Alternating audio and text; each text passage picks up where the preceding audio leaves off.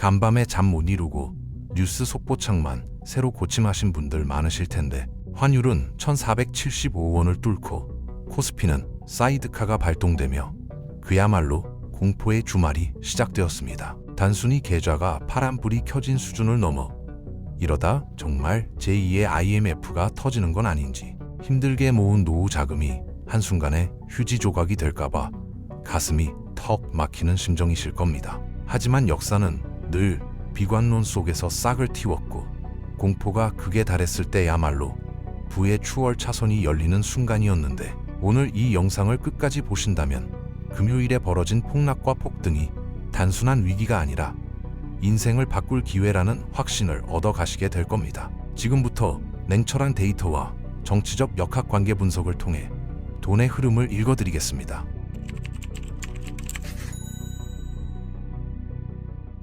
지금 시장을 지배하는 건 이성이 아니라 본능적인 공포인데 주말 사이 들려온 미국발 악재와 트럼프 행정부의 불확실성이 겹치며 투자 심리가 얼어붙었거든요.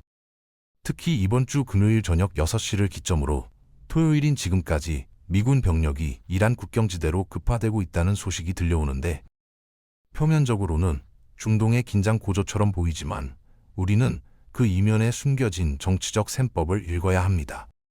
공교롭게도 같은 시각 워싱턴에서는 트럼프 대통령의 가장 아픈 손가락인 앱스타인 리스트의 추가 명단 공개가 임박했다는 루머가 파다하게 퍼졌고 정치적 치명타를 입을 위기, 순간마다 외부의 적을 만들어 내부의 시선을 돌리는 전형적인 웩더독 전략이 가동된 것으로 보이거든요.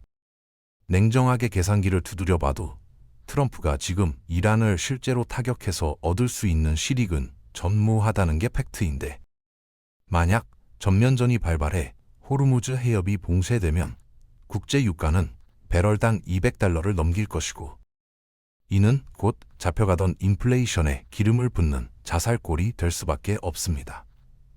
트럼프는 누구보다 지지율과 경제 성과에 민감한 비즈니스맨 출신 대통령인데 중간 선거를 코앞에 두고 바이든 정부의 가장 큰 약점이었던 고물가를 재현시키는 멍청한 선택을 할 리가 만무하다는 겁니다. 결국 이번 병력 배치는 이란을 압박해 협상 테이블에서 유리한 고지를 점하고 내부의 정치적 스캔들을 덮으려는 고도의 심리전일 뿐 3차 세계대전의 서막이 아니라는 점을 직시하셔야 시장의 공포에 잡아먹히지 않을 수 있죠. 결국 트럼프와 공화당 입장에서는 오는 11월 중간선거 승리를 위해 경제를 망가뜨릴 수 없기에 이란 이슈로 지지층을 결집시킨 뒤에는 다시 유동성이라는 당근을 꺼내들 수밖에 없는 구조입니다. 과거 통계를 봐도 집권 여당은 선거 직전까지 무제한으로 돈을 풀어서라도 경제가 좋아 보이는 착시 현상을 만들어냈고 지금의 변동성은 개미들의 물량을 털어내고 세력들이 싼값에 주식을 매집하기 위한 거대한 쇼라고 볼 수 있거든요. 앱스타인 리스크로 인한 쇼크가 올 때마다 우리는 전쟁이 날까봐 공포에 떨며 매도 버튼을 누를 게 아니라 오히려 세력들이 의도적으로 만든 박앤세일 기간이라 생각하고 주워 담아야 하는 역발상의 지혜가 필요한 시점이라는 겁니다. 미국 시장이 기침을 하니 한국 시장은 독감을 앓고 있는데 코스피가 단기적으로 고점을 찍고 내려오면서 많은 분들이 이제 한국 주식은 끝난 게 아니냐며 절망하고 계십니다. 하지만 고객 예탁금 추이를 보면 역대급 자금이 증시 주변을 맴돌며 호시탐탐 진입 기회를 엿보고 있고 정부 또한 밸류업 프로그램을 필두로 주식시장 살리기에 사활을 걸고 있다는 점을 간과해서는 안 되거든요. 코스피 대형주들이 글로벌 경기 침체 우려로 조정을 받는 동안 상대적으로 저평가되었던 코스닥 시장에서는 키 맞추기 장세가 연출될 가능성이 매우 높고 이는 곧 중소형주에서 폭발적인 수익률이 나올 수 있다는 신호입니다. 다만 예전처럼 아무 종목이나 사두면 오르는 대세 상승장이 아니라 철저하게 실적과 모멘텀이 뒷받침되는 알짜배기 종목들만 살아남는 옥석 가리기 장세가 심화될 것이기에 일반 투자자들에게는 난이도가 굉장히 높은 시장이 될 수밖에 없죠. 지금 여러분이 느끼는 불안감은 정보가 부족해서가 아니라 너무 많은 소음 때문에 본질을 보지 못하기 때문인데 환율이 1,500원을 위협한다고 해서 당장 나라가 망하는 것은 아닙니다. 오히려 수출 기업들에게는 환차익이라는 호재로 작용할 수 있고 외국인 투자자들 입장에서는 한국 주식이 매력적인 가격대까지 떨어졌다는 신호로 받아들여져 저가 매수세가 유입될 수 있는 변곡점이 될 수도 있거든요. 월요일 장이 시작되자마자 공포에 질려 시초가에 보유 종목을 던져버리는 것은 외국인과 기관들이 파놓은 함정에 제 발로 걸어들어가는 것과 다를 바가 없다는 사실을 명심하셔야 합니다. 지금은 계좌의 평가 손실을 보며 한숨 쉴 때가 아니라 현금을 쥐고 있는 분들이라면 어떤 섹터가 과도하게 하락했는지 분석하고 주식을 보유한 분들이라면 섣불리 손절하기보다 시장의 반등 탄력을 확인하며 대응 전략을 짜야 할 때죠. 특히 트럼프의 예측 불가능한 행보는 시장에 끊임없는 파동을 만들어내겠지만 결국 자본주의 시스템은 유동성이라는 연료를 먹고 성장한다는 대전제를 잊어서는 안 됩니다. 연말까지 이어질 미국의 돈 풀기 정책은 결국 전 세계 자산 시장으로 흘러들 수밖에 없고 지금의 하락은 그 유동성 파티를 즐기기 위한 입장료라고 생각하시면 마음이 한결 편해지실 겁니다. 물론 앱스타인 이슈나 이란 도발설이 돌발적으로 터질 때마다 증시는 출렁이겠지만 그때마다 우리는 공포에 사서 뉴스에 팔라는 격언을 되새기며 분할 매수로 대응한다면 이번 조정장은 훗날 여러분의 자산을 퀀텀 점프시켜줄 최고의 기회가 될 것입니다. 남들이 모두 도망갈 때 비로소 꽃등심 즉 우량주를 줍는다는 심정으로 시장이 주는 공포를 즐길 줄 아는 담대함을 가지셔야 합니다.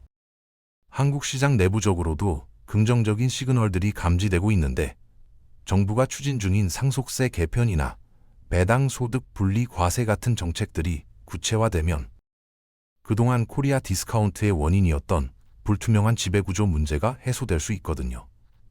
이는 외국인 자금을 다시 끌어들이는 강력한 유인이 될 것이며 코스피보다는 탄력성이 좋은 코스닥 우량주들이 그 수혜를 가장 먼저 입게 될 가능성이 큽니다. 대기 자금이 역대 최대라는 것은 그만큼 저점에서 매수하려는 스마트한 돈들이 많다는 방증이며 이들은 여러분이 공포에 질려 던지는 물량을 받아내기 위해 입을 벌리고 기다리고 있다는 사실을 잊지 마세요. 결국 주식시장은 인내심 없는 사람의 돈이 인내심 있는 사람에게로 이동하는 거대한 머니 게임이고 이 게임에서 승리하기 위해서는 대중심리와는 정반대로 움직여야만 합니다.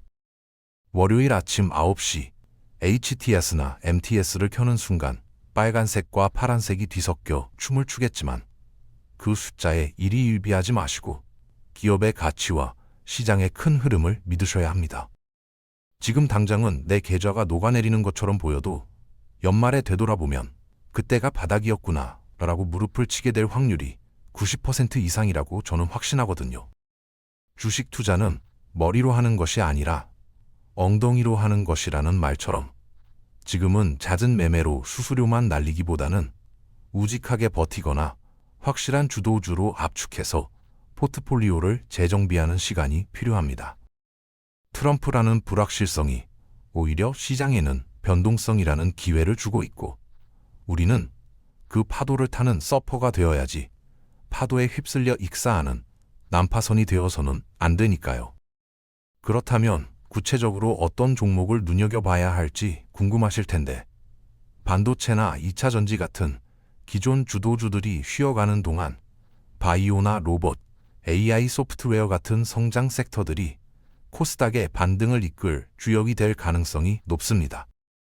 특히 금리 인하 사이클과 맞물려 성장주들의 밸류에이션 매력이 부각될 시점이 다가오고 있으며 정부 정책의 수혜를 입을 수 있는 방산이나 원전 관련주들도 조정시마다 모아가야 할 필수 포트폴리오죠.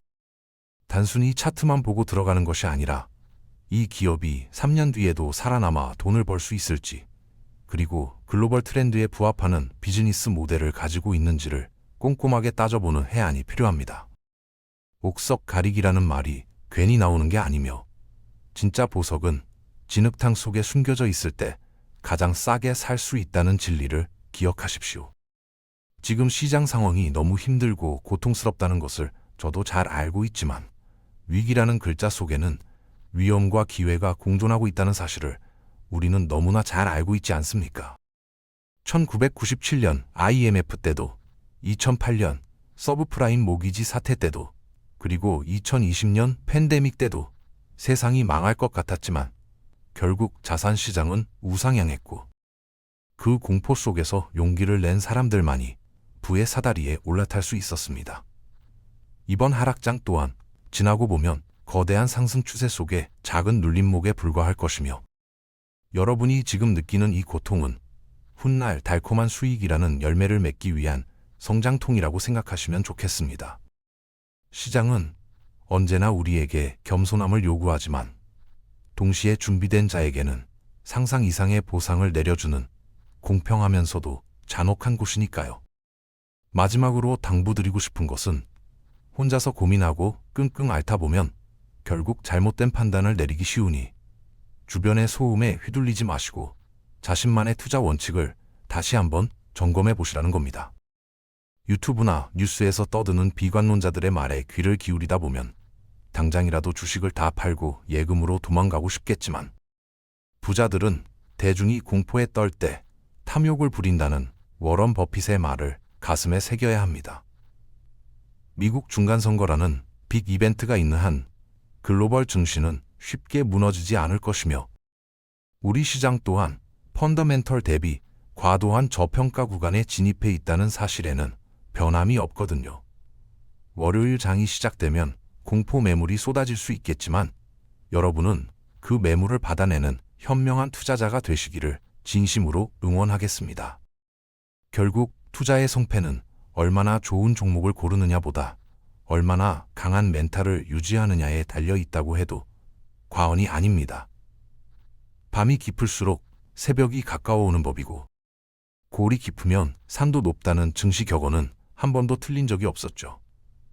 이번 주말 불안한 마음에 술 한 잔으로 밤을 지새우기보다는 차분하게 내 자산 현황을 점검하고 다가올 상승장을 대비해 현금을 확보하거나 리밸런싱을 하는 생산적인 시간으로 만드시길 바랍니다.